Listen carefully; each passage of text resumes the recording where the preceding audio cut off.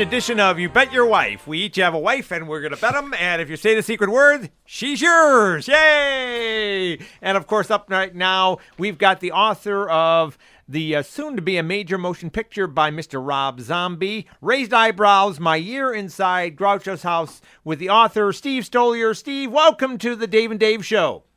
Thank you. It's a pleasure to be here, if only telephonically.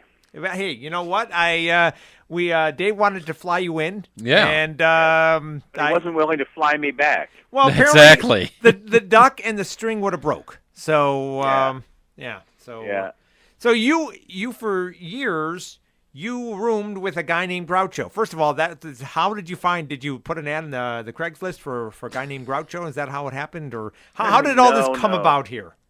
Well, in a nutshell, so to speak, when I was a student at UCLA, I started up a petition drive and a committee to put pressure on Universal Studios to re-release the Marx Brothers film Animal Crackers, which hadn't been seen in theaters in many years and hadn't been on television because of a mix-up over renewing the license on the film.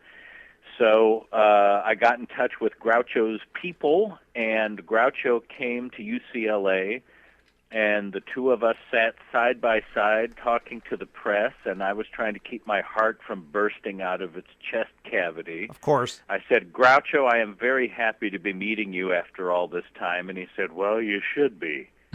and we were off and running. And then when the film came out, which was extremely gratifying, Universal didn't think there was any audience for an old Marx Brothers movie that hadn't been seen in years. And then it ended up breaking the house record at the UA Westwood Theater. I felt like, I had wanted to meet my hero and shake his hand, and I had accomplished that, and I really didn't want the connection to be severed. So I called the controversial woman who was in charge of Groucho's life, Erin Fleming, and luckily 2 other summer jobs had fallen through, for which I remain eternally grateful. And I thought, is there anything at all that I could do for Groucho somehow? And I expect her to say, no, dear, it's very nice of you, but we're all... And instead she said, well, actually, I had been Groucho's secretary, but now I've become his manager, and we need someone to take care of all the fan mail and also to organize all of Groucho's memorabilia to be donated to the Smithsonian after he passes away. And it needs to be someone who really knows their Marx Brothers. And in my mind's eye, it's like a Tex Avery cartoon of showing up on their doorstep while she's still on the phone talking to me. Yeah. It wasn't. Did your eyes come out of your sockets, Steve? Yes, and my tongue ran down several flights of stairs, and I had to roll it up with a handle. And anyway, that's how it started. And I was able to work inside Groucho's house initially 7 days a week because I couldn't get enough of it. And they were actually paying money to sort of wade ankle deep in Groucho's photos and letters and scripts and articles and all this amazing stuff, plus, hanging out with the man himself and this remarkable parade of his friends and acquaintances from in front of and behind the camera. And because it was a very egalitarian household, I got to sit at the lunch table. There was no sense of, the help eats in the kitchen kind of thing. Yeah. And so I would get to sit there with whoever came over for lunch. And if no one came over, then there was Groucho and me. And I would just be listening to his stories about his brothers and vaudeville and the theater and films and TV, and just constantly pinching myself that this thing is that I'm really sitting with my hero. You were like a kid in a candy store, huh? I was, and I couldn't. The first week I worked 6 days a week, and then on the 7th day, since it was good enough for God, I rested and was staying home at our house in Tarzana. And I thought, why do I want a day off from that? And I showered and dressed and went over there. And I remembered my mom had said her idea of heaven would be to take a bath in chocolate sauce. And that was sort of the kid in the candy store analogy. Yeah. I thought about my mom thinking that that's what she'd like. And that's how I felt. I couldn't get enough. I was such a Marx Brothers fanatic, especially Groucho. And there was just no reason that I wouldn't want to spend as much time as I could there. rubbing shoulders with Groucho and his two extant brothers, Zeppo and Gummo, who would come up from Palm Springs from time to time. Zeppo and I actually dated the same girl at one point. At the same time? Well, it was just after she and I broke up. She was okay. 19, I was 20, and he was 74. Oh. And I had taken We her to call those dinner around there. here youngins, by the way. Yeah. Youngins? Yeah, Yes. youngins, 74, yeah. And after she and I broke up, I had sent him a note figuring he had been, around the block a few times and maybe he had some advice for the lovelorn. And instead he phoned me from Palm Springs, and he said, listen, I don't want to step on any toes here, but do you think that Linda would go out with me? And I thought, this is really weird. I mean, and I thought, she got a kick out of him when they met. And he said, I would never want to do anything that would hurt your feelings. You understand? And no, well, let me find out. And so I called her, and she said she sort of got a kick out of it. And they went out once. He took her to dinner in San Diego, and then a high-a-lie game in Tijuana. And afterwards, he said, she's very nice, but all she did was talk about herself. And then I ran into her on campus, and she said, Zeppo, he's really nice, but all he did was talk about himself. And so it was, but now I have this great anecdote that I can say that Zeppo Marx and I dated the same girl. Yeah. But Zeppo, he really was, people don't give him the credit he deserves, since he was the youngest and came along when the major roles in the Marx Brothers were already taken up by Groucho, Harpo, and Chico. But off camera, he really was quite clever, and he really lit up a room when he walked into it. And so, I like to stick up for Zeppo when I have half a chance. All right. How long did you work with Groucho? I worked for him the last 3 years of his life, from 1974 to 1977, and I did a lot of growing up in those 3 years. I was 19 when I got the job, and it was very difficult dealing with Erin Fleming, the woman I mentioned before, because she had an extremely mercurial personality and actually had been diagnosed as a paranoid schizophrenic. So you had this mentally unbalanced woman in charge of this frail old man who was sort of smitten with her. So it was a very delicate balance. And that's really sort of what goes into making the story different from just, I met this famous person and this famous person. And that's what, the film is going to center on, is the strange dynamics of this aging Hollywood icon and this ambitious and somewhat unbalanced actress in charge of his life, and then this kid who just wanted to shake his hero's hand getting dropped into this petri dish of intrigue. And it really was just a best of times. I mean, meeting Mae West and George Burns and Bob Hope and S.J. Perelman and Jack Lemmon and just the galaxy of stars, Groucho's old writers, Maury Riskind and Nat Perrin, all these names that I'd seen roll by at the end of his movies, and I'm sitting there gabbing away as best I can. So it was an astonishing thing for me to go through at basically the age of 20. We're talking with Steve Stoliar, the author of Raised Eyebrows, My Years Inside Groucho's House. So this was commissioned by Rob Zombie. I am kind of curious, what in the book, what are some episodes you think, because I think Rob Zombie and I think either heavy metal, I think Halloween movies. I mean, was there a time when you wore a hockey mask sometime in the house here?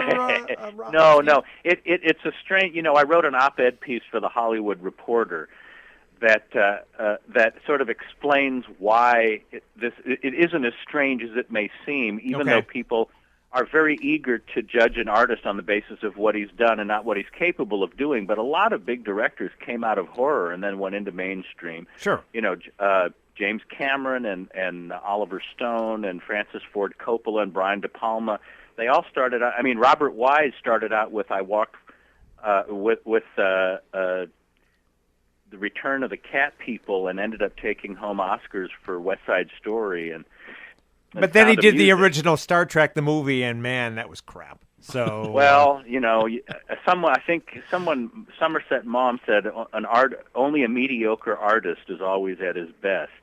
But what happened, the reason that Rob and I got together was that one of my Facebook friends said, "Did you see the latest issue of Mojo magazine?" Well, I not only hadn't seen it, I'd never heard of it. It was a British heavy metal magazine, and in it there was an interview with Rob where he's asked, what's your favorite this and memorable that, and they asked him what his favorite book was, and his answer was Raised Eyebrows, My Years Inside Groucho's House by Steve Stoliar. It's about this kid that gets to meet Groucho and gets to work inside his, and I thought, this is too weird, because I only knew about him from the horror stuff. Yeah. So I found someone that we had a mutual acquaintance, and they put us in touch, and he said, this is exactly the kind of movie I've been looking to make. Have you thought about ever making it into a movie? And the truth is, even as I was writing it, I realized that there were echoes of like Ed Wood and Gods and Monsters and My Favorite Year, and even like Sunset Boulevard with, an aging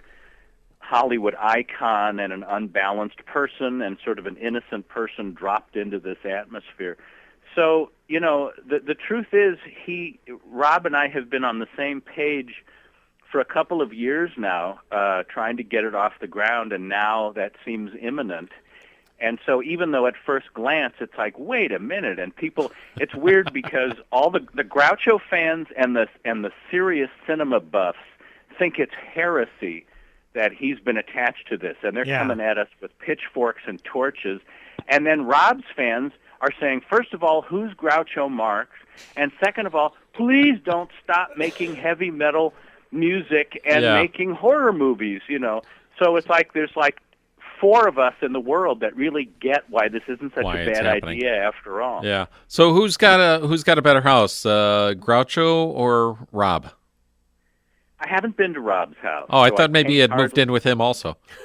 No, sorry, but he did come over here and he approved of my cat Oscar, so that meant a lot to me, and it meant a lot to Oscar. All right, Steve, you're in charge of casting. You've got at least probably some say in casting. Who would you cast as Groucho? Who would you cast as yourself? And then who would you cast as Aaron Fleming? Well, it's the Aaron Fleming role, I think is that's the real star turn, because and I think there's a lot of actresses who could play that role, partly because there are so few people who would be thinking, oh, she didn't really look and sound like that.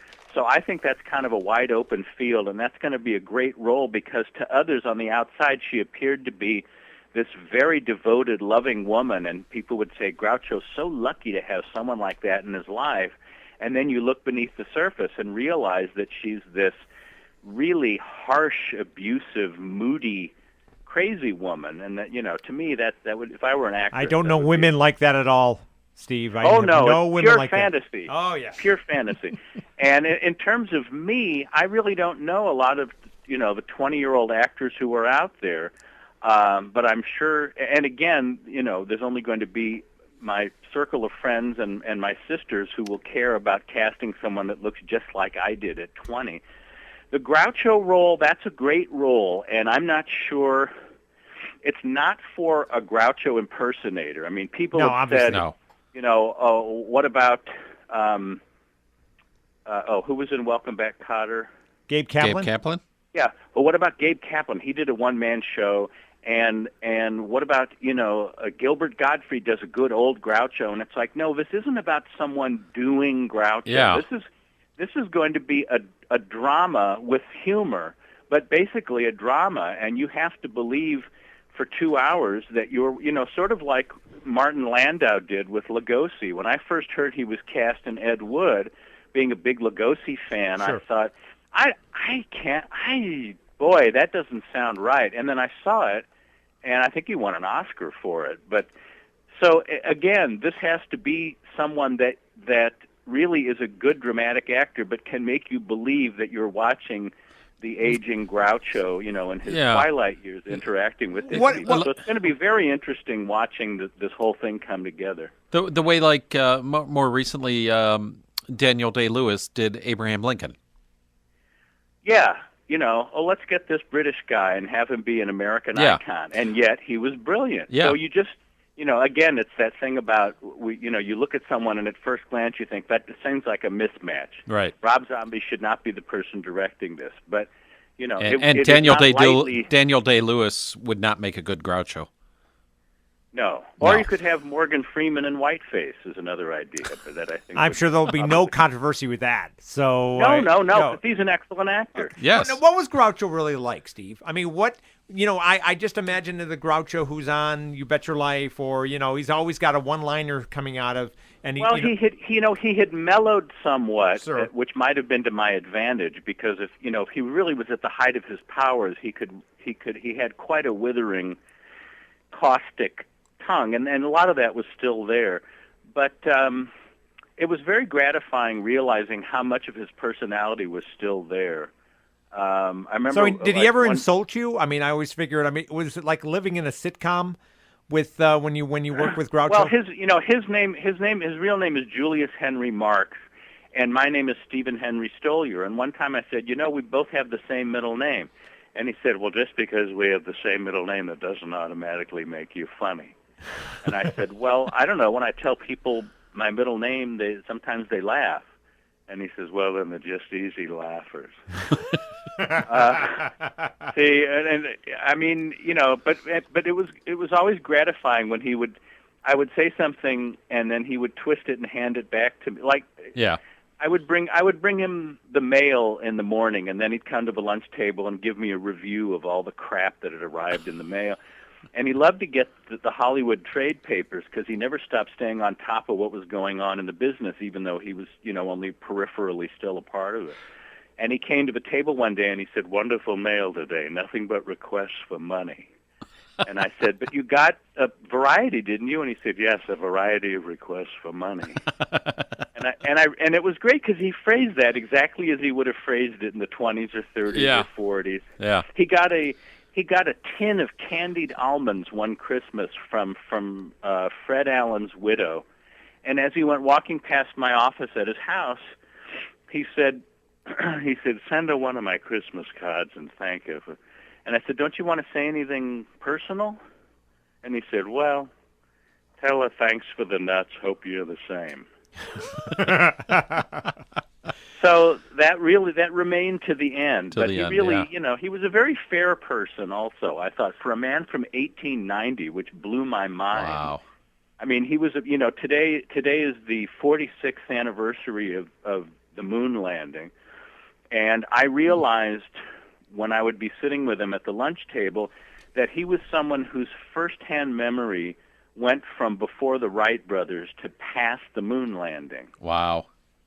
I mean, in addition to the fact that he was, Groucho, the star of Duck Soup and You Bet Your Life and all that, and someone who personally knew, George Gershwin and W.C. Fields and all these people that seemed like mythic figures to me, he was this human from 1890. And it just blew my mind. I asked him once how far back he remembered, and he said, "I guess the Spanish-American War." He was 8 years old in 1898. Wow. And I think the brothers started out as a singing act, and he actually sang at a special performance at the Metropolitan Opera House to benefit the victims of the 1906 San Francisco earthquake. The earthquake? Yeah, so it was just astonishing to realize that you're sitting with this person from 1890 who remembers, continuously from the late 19th century up into the 1970s, up into, disco fever and all that. Oh, gosh. Did he remember disco fever? Because that's something that I want to forget. He had one cook who was quite flamboyant and would often come in singing. He wore a lot of mascara and wore a sort of a plunging neckline frilled blouse and would come in singing, "That's the way, I like it, And Groucho would tolerate this because he was a pretty good cook. Because he was a good cook. Okay. All right, Steve. I've got some casting here. I'm doing some brainstorming here. I'm going to cast you. Tobey Maguire would play you. All right. All right. Maybe Dustin Hoffman as Groucho. That's come up before. It would be such a mixed blessing if I got the phone call or the email saying, Dustin Hoffman is interested, and we've cast him. My only problem with him would be, will you ever believe that you're not watching Dustin Hoffman being Groucho? And I don't know. It's a rhetorical question. Yeah. It isn't an obvious one. I was If either you that or could, Al and Pacino. I was thinking of for Groucho also. Oh yeah. Oh, say the secret word. Ooh-ah, Secret word yeah. is hoo-ah. How about Ben Affleck for Groucho? He's I don't know. He's kind of tall, and I don't know. Or Alan Arkin could probably do it, or I don't know. There's a number of Ben Kingsley. There's a number of people who could probably pull it off, but it boils down to someone who has the chops to make us believe we're watching him, and hopefully someone who's something of a box office name. The other way to go would be to have unknowns, so that you're not fighting the image of the actor themselves, but then you have to get into the logistics of the company wanting to be able to billboard, see so-and-so playing so-and-so. So hopefully we'll strike a balance. And for Erin Fleming, I'm not sure how old was she when... She was about 40, and she felt older to my 20-year-old eyes. But it's a great role for someone who isn't an ingenue. I was thinking obviously Meryl Streep or Uma Thurman might be a better choice. Julianne Moore. There's a Moore. lot of Parker Posey. There's really, playing that mental casting god game, it's a lot easier to fill in the slots of potential Erin Flemings than the other two roles. But, we'll leave that to the professionals. When is the movie coming out? When do you think? I don't know. The script is currently being worked on by Oren Moverman, who did Love and Mercy, that wonderful Brian Wilson. I don't know if you've seen that, but it's quite good. It just came out, I guess, wide release a few weeks back, Steve. Yeah, he's very good. He did the Messenger, which was that movie with Woody Harrelson as the army guy that has to go around and break the news to families that their loved one was killed. So we're looking forward to seeing what he and of course I personally am really looking forward to what he has written, because I didn't just live it and write the book, but I'm one of the three. My 20-year-old self is one of the three main characters, right? Which is rather a surreal thing. So I'll be eager to see what I do in this film. Are there any? Oh, sorry. No. Oh, was that Dave or Dave? That was Dave. Are there any? That explains it. Are there any horrific episodes that could be that Rob Zombie could go? Oh, I could take some of my horror and make. Was there a little horror aspect in any of this in any of your 3 years with Groucho, Steve? The relation, Erin could really be abusive, and there was a tension in the household, and a bizarre. She had her own circle of friends who were part of the younger Hollywood that struck me as just really being strange and offbeat, and I was much more drawn to Groucho's old-time friends. I'm not sure. I don't know that. I can't speak for him, but I would be surprised if Rob were looking for genuine horror aspects to apply to this. I think from the beginning, from all the talks we've had about it, he's interested. Well, he's also interesting. He's interested in doing justice to Groucho and to the book and to the story. So I don't know that he's going to want to say, oh, we could really go off on a wild tangent here. Yeah. I think he really wants to make it's almost like quality a play. Movie. So much of it takes place, inside Groucho's house, and it's really, the inner workings of the household and the dynamics of those people there. So I don't know. I'm eager and curious to see how it shapes up. Now I want to ask you. I don't know if going past your 3 years, your years with Groucho, Steve. I do see in your bio that you have penned some of my favorite TV shows: Murder, She Wrote, yes. Simon and Simon. I did. Yes, Sliders. I love Sliders. So. I wrote 3 of them. Oh, I love that. And which season did you work for Sliders? I wrote one script each for 3 different seasons. I don't know off the top of my head what the years were because they slur together. But yeah, in the 80s and 90s, I did a fair amount of network television. Murder, She Wrote, and Simon and the new WKRP in Cincinnati. I did voices. That I'm not going to hold against you, but go on. Yeah. Hey, wait, paycheck's a paycheck, pal. That's true. That's I true. did voices. I did voices for some Charlie Brown specials and for Frosty Returns, which they trot out each Christmas. And by the way, Rob Zombie's also directing the live action Frosty Returns. ... He's back. So just let you know that. yeah, Sleigh Ride, SLA. Sleigh Ride, Yeah. exactly. Yeah. Exactly. So I've got one really bizarre question. Simon and Simon. Yes. I remember the show. I enjoyed the show. There was one episode where they both went back to their high school. That wasn't the one I wrote. Okay. All right.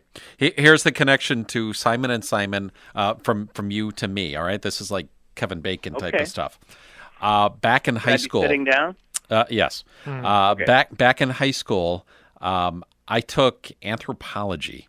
I needed like one class. I wasn't taking a foreign language. I took that. One of the kids in the class was running a football pool. So I got in on it for 1 week. I ended up winning. And he said, yeah, no one else wants you to play because they don't know who you are and everything. That kid entered a contest. Steve something.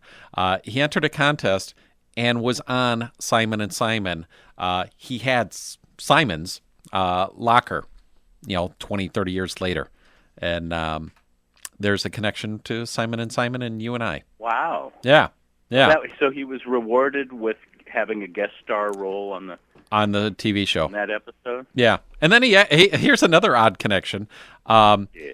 He dated my girl. Well, he dated my wife. This is back in high school. My wife and I went to separate high schools. He dated my wife. My wife was in my yearbook, even though she didn't go to my school because she went out with this guy. That's not fair. I think all the copies of the yearbook should be collected in her photo X-size with a X-Acto knife. Or I should be in her yearbook. But did she date Zeppo? Yeah, she dated Zeppo also. All he did was talk about himself. That guy got around. Jesus. Yeah. Uh-huh. Yes. now, what was when you were Steve? When you were out there with Groucho and you were meeting Bob Hope and Jack Lemmon, George Burns? Any of them? Did any of them come across as not what you would expect? Only Streisand, and then in retrospect, I realized she was exactly what I expected. The fact that I was on the inside made it a different experience than if I saw someone in a restaurant or on the street or something like that. Because the people who didn't know who I was figured, A, if this kid is here, he must be here for a reason, and B, maybe he's Groucho's grandson or something like that. So nobody really had an attitude. I was nervous when George Burns was coming to lunch because I was such a huge fan of his and had never met him before. And the doorbell rang and I got it. And this little guy standing there with a big smile on his face. And he just greeted me and said, "Hi, you want to live a long time? Become an actor. You'll live to be an old man like Groucho and me. Okay, let's eat." And we sat down, and watching them talk back and forth was like something out of the Sunshine Boys. Oh. Groucho would say, "Wasn't that at the Orpheum Theater in Chicago?" "No, it wasn't the Orpheum Theater. It was the B.F. Keith's place because we used to date the girl in Milwaukee."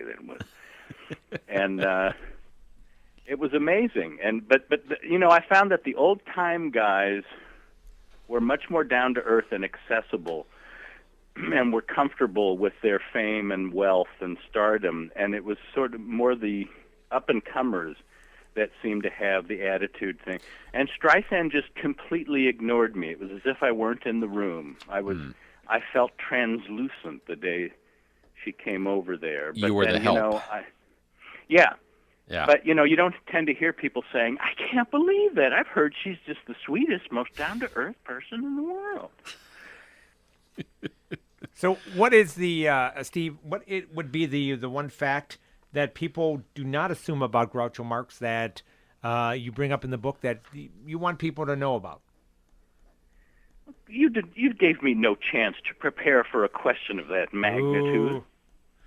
Well, perhaps only. Well, then lie. I do all the time. So. Oh well.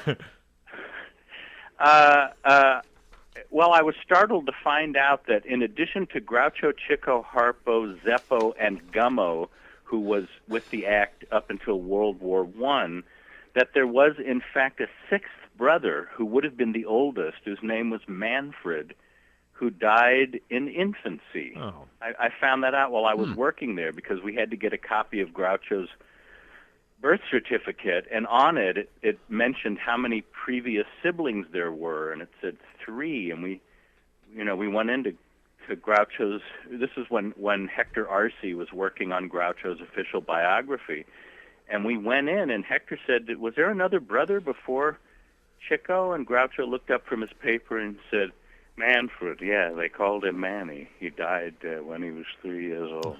And I said, "What did he die of?" And Groucho said, "Old age." Old age. Gosh.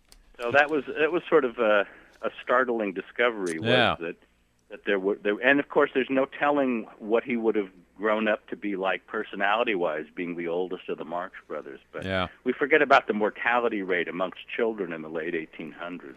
People got the flu, and that was it for them. That was it. Yeah. You also did some work with John Lennon. I did? He wrote some Wow. documentaries. Wow. I'm glad I called. oh. Not with John Lennon, but about John Lennon? Well, yeah, I did a documentary called Inside John Lennon. I produced a series of pop culture documentaries on a number of people. Everyone from Elvis Presley to Martin Luther King. It was, quite an eclectic assortment. Yeah. This is when I was working at a production company in North Hollywood, and they had a lot of newsreels and interviews with people and stuff, and we would put together these things mostly for home video, and so that was one of them was on Lennon. John. Yeah. I did get to meet Lemon. Lemon is different than Lennon. Yes. Hi, Steve. I got How to are you? actually meet and interview John's half sister Julia just a month or so ago. Wonderful lady. Yes. Read her book. Read Cynthia Lennon's book in the last month or so. What a tough life he had, and what a this is tough to say, but what a not nice man towards his son Julian. Yeah. Well, that's the thing about, just because someone's famous, it doesn't mean they're wonderful. And also, if there are bad things to be said about someone, it doesn't mean that they are evil incarnate. Right. That's really one of the main points in Raised Eyebrows, was that for all the negative things there are to say about Erin Fleming, she came along at a time in Groucho's life when his family had neglected him and his last wife had left him. And so she really did kind of pick him up and dust him off and help him go out a legend, even though she made for a much rockier path than it needed to have been. So, yeah, you hear these. That's why, there's a lot of chatter amongst my friends, either on Facebook or emails or something, when a biography of someone famous will come out. And they'll say, like, well, this is just a hatchet job. And my first question is usually, but are they true, the things they're saying? Right. And then you get into, do you really just want to read a whitewashed thing saying he was wonderful to children and generous to a fault? And if it's true, if that is all there is to the person, then yes, you should just print that. But for the most part, people are more sculptural than that. There's black and white. Right. Also, there are good days and bad days. You catch someone, when they're irritable, and the problem is you get one fan and someone asks for your autograph, and they say no, and they tell 10 people, I met him, and he was just the biggest jerk I've ever met, and then they tell 10 people, and Boy, there should be like a commercial about shampoo or something about that. Oh, but that's 10 is too many. Nothing could ever happen that's remotely like that. Yeah, no, 10 is too many. Maybe 2 people about shampoo. Yeah, Start with 2. And I'll tell 2 people. And then you'll tell 2 people, and so on, and so your on. listeners remember and so that? On. Oh, no, we do. We don't care about our listeners. Yeah. So What that's the thing. listeners? Maybe we It's are Dave the and I. listeners. Yes. Well, Steve, where can people find out more information about your book? Where can people pick up Raised Eyebrows, My Years Inside Groucho's House? If they would like to get a signed or inscribed copy of the book, they can go to my website, which is stevestoliar.com, STEVESTOLIAR. And if they want to read it in Kindle form or the audiobook, which I recorded myself and did all the voices, big surprise, that can be found either on Amazon or if you're living in Brazil along the Amazon, your choice. Gotcha. Steve Stoliar, thank you very much. Appreciate you being on the Dave and Dave Show. Please come back when the movie comes out. And, my pleasure. And that would be great. And we look forward to it. Again, go to stevestoliar.com for a signed copy, you said, right, of your book? Yeah. And also, if you want the Kindle edition or the audiobook version, go to Amazon, or I'm guessing, well, Amazon would have the Kindle edition. And just look up Raised Eyebrows, My Years Inside Groucho's House. And that's it. And next time, just tell me, I was going to ask you more about your relationship with Martin Luther King. I'm not going to do that anymore. So stop that. I'm stopping that right now. I think you had a dream about it. I did have a dream. He was a mean and nasty man. Did nothing good for anyone. No. All right. That's our sports guy that I'm talking about. Oh, yeah. Our sports guy is so mean. Oh, man. He is so mean. I hope he's not on with... I know nothing about sports. All right. Well, then that's why our sports wrap is coming up it. soon here. So tune in the Dave and Dave Show. Steve, thank you very much. Yeah. Thanks, Steve. My pleasure. Thank you, Dave, and thank you, Dave. Thank You're you very welcome. much. Have a great one. Bye-bye. All right. Bye-bye. Should have asked him about the even newer WKRP in Cincinnati. When is that coming out? And what about that jerk Roger Plummer? Yeah. I hope he's not listening. Oh, yeah.